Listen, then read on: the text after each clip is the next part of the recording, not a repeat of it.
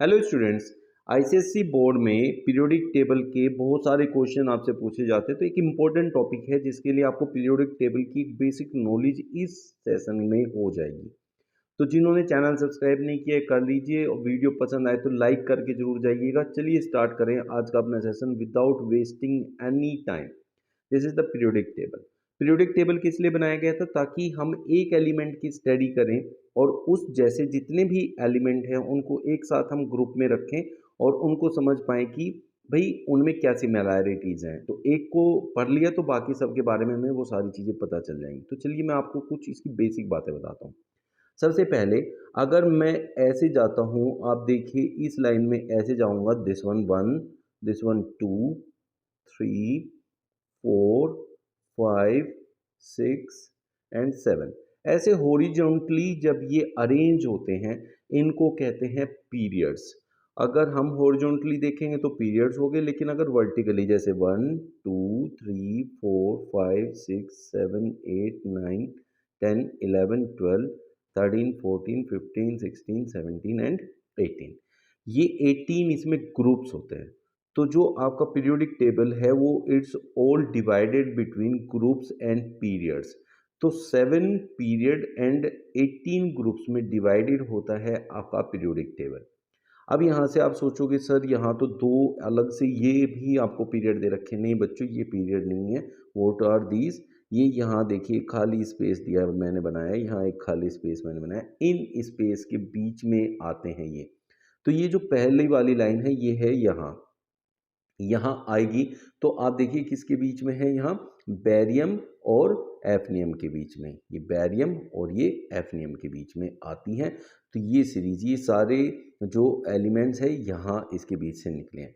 ये जो सबसे पहला है La, इसको कहते हैं बच्चों लेंथेनियम। लेंथेनियम है और लेंथेनियम से स्टार्ट होने की वजह से इस सीरीज को कहते हैं लेंथेनाइड सीरीज। और AC होता है एक्टीनियम, तो इसलिए कहते हैं एक्टिनाइड सीरीज। तो ये दो सीरीज है जो यहाँ से निकली है आपकी। अब इसमें बातों को समझते हैं। यहाँ पे दो तरह के एलिमेंट्स हैं, एक रिप्रेजेंटेटिव एलिमेंट्स हैं, एक ट्रांजिशन मेटल्स हैं। तो रिप्रेजेंटेटिव मेटल्स जो हैं इन दोनों ग्रुप को, स्टार्टिंग वाले और यहाँ से लास्ट तक वाले ग्रुप को हम रिप्रेजेंटेटिव एलिमेंट्स कहते हैं।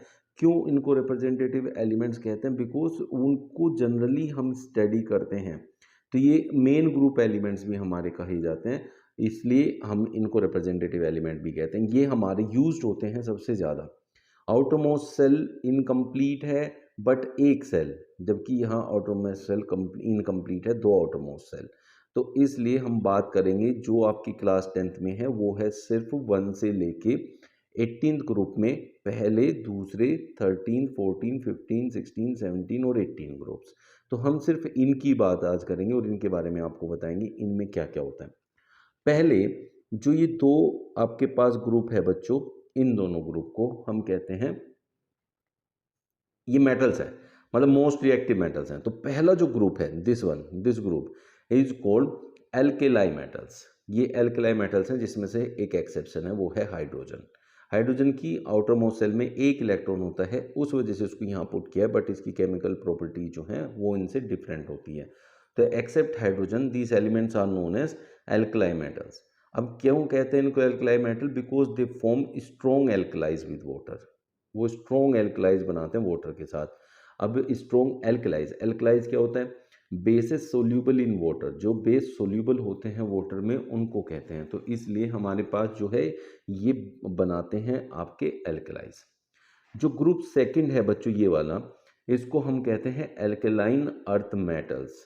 ये भी एल्कलाइन अर्थ मेटल इसलिए कहे जाते हैं क्योंकि ये भी एल्कलाई बनाते हैं। तो फिर जब ये भी एल्कलाई बनाते हैं और ये भी एल्कलाई बनाते हैं तो फिर इनमें डिफरेंस क्या है? ये स्ट्रॉन्ग बनाते हैं, पहले वाले स्ट्रॉन्ग बनाते हैं, थोड़े वीक बनाते हैं, इसलिए इसको हम एल्कलाइन अर्थ मेटल्स कहते हैं। अब जब हम थर्ड से और यहाँ तक जाएंगे 12 तक, तो बच्चों इनको कहेंगे ट्रांजिशन एलिमेंट्स।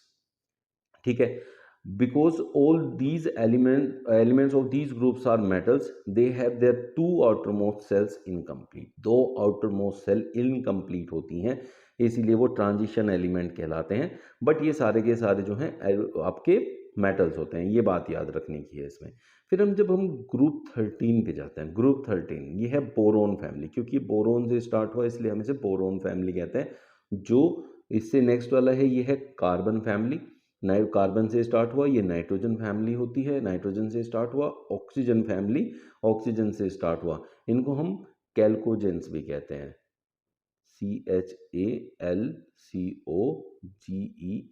कैल्कोजेंस भी कहते हैं किसको, ऑक्सीजन फैमिली को, जो क्योंकि ये और फॉर्म करते हैं और फॉर्मिंग होते हैं इसलिए हम कहते हैं कि ये कैल्कोजन है। फिर उसके बाद आता है फ्लोरीन, तो इसको हम क्या कहते हैं, हेलोजेंस कहते हैं। जो फ्लोरीन, क्लोरीन, ब्रोमीन, ये है हेलोजेंस। हेलोजेंस मीन्स होता है सोल्ट फॉर्मर, ये सबसे ज़्यादा सोल्ट फॉर्म करते हैं मेटल्स के साथ मिलके। तो मेटल्स एंड नॉन मेटल्स एक साथ मिलके यहाँ सबसे ज़्यादा जो है सोल्ट्स बनाते हैं, तो इसलिए इसको हम हेलोजेंस कहते हैं।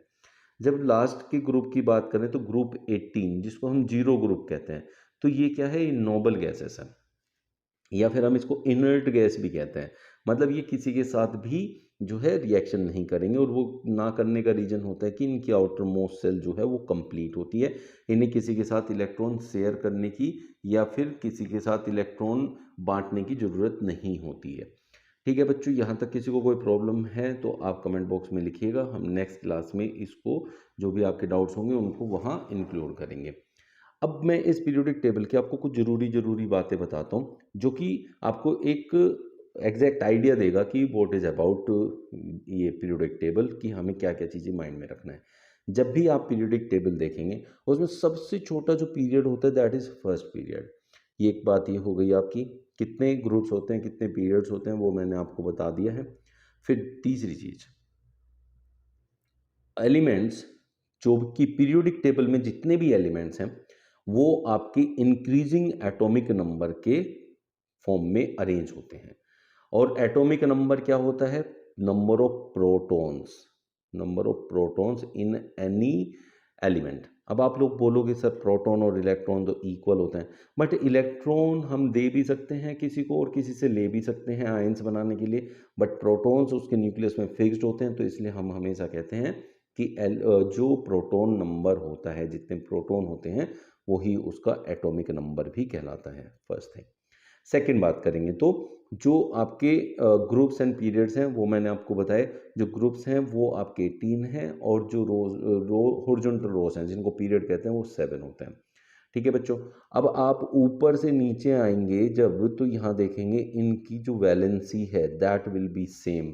तो आउटर मोस्ट सेल में कितने इलेक्ट्रॉन है उसकी वजह से कितनी वैलेंसी बन रही है। वैलेंसी क्या होता है बच्चों, कितने इलेक्ट्रॉन्स कोई भी एलिमेंट डोनेट कर सकता है या रिसीव कर सकता है, उसको हम कहते हैं।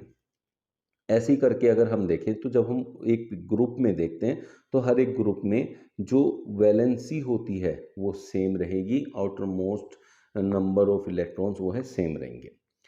अब तीसरी चीज़ क्या है कि उसी पे डिपेंड करता है कि उन एलिमेंट की प्रॉपर्टीज़ कैसी होंगी। जैसे अगर आप देखें पहले सेल में आपके पास एक इलेक्ट्रॉन होता है आउटर मोस्ट सेल में, तो उसकी वैलेंसी 1 होती है लेकिन वो इलेक्ट्रॉन देता है। जबकि यहाँ आएंगे 17th ग्रुप में, इसकी आउटर मोस्ट सेल में 7 इलेक्ट्रॉन्स होते हैं, तो इसका मतलब इसकी वैलेंसी भी 1 है क्योंकि ये एक इलेक्ट्रॉन ले सकता है।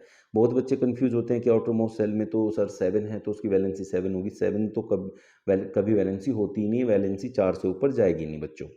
कैसे, अभी अगर आप देखें क्लोरीन 17 नंबर पे होता है तो हम कहेंगे 2 फर्स्ट सेल में आता है, 8 सेकंड सेल में, 2 8 10, और यहाँ आ गया 7। तो अब ये क्या करेगा, इस सेल को कंप्लीट करने की कोशिश करेगा, तो ये किसी से एक इलेक्ट्रॉन लेगा ना कि किसी को 7 इलेक्ट्रॉन देगा। और इलेक्ट्रॉन लेने और देने की जो एफिशिएंसी होती है उसको वैलेंसी कहते हैं, ना कि आउटर मोस्ट सेल में प्रेजेंट इलेक्ट्रॉन्स को वैलेंसी कहते हैं। तो बात समझ गए ना डिफरेंस क्या होता है वैलेंसी का। तो जब भी हम ऊपर से नीचे आएंगे तो वैलेंसी सेम रहेगी ग्रुप के अंदर। लेकिन जब पीरियड की बात करते हैं बच्चों तो पीरियड में वैलेंसी जो है पहले इंक्रीज होती है। जैसे इधर से इधर जाओगे पहले वैलेंसी इंक्रीज होगी अप टू 4 के बाद फिर वो डिक्रीज होनी शुरू हो जाएगी 3 2 1, और नोबल गैसेस में आते आते 0 हो जाएगी। तो इसलिए जब हम बात करते हैं कि हम पीरियड के अक्रॉस वैलेंसी में क्या होता है, पहले वो इंक्रीज होती जाएगी 4 तक जाएगी, फिर 3 2 1 0 तक चली जाएगी, ऐसे करके।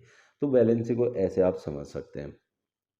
जो भी प्रॉपर्टीज़ होती है एलिमेंट की वो वैलेंसी पे ही डिपेंड करती है। तो जो भी जैसे वैलेंसी में चेंज आ रहा है बच्चों, वो इधर से इधर हम जा रहे हैं तो वैलेंसी में चेंज आ रहा है, तो उनकी प्रॉपर्टी भी डिफरेंट होती जाएगी।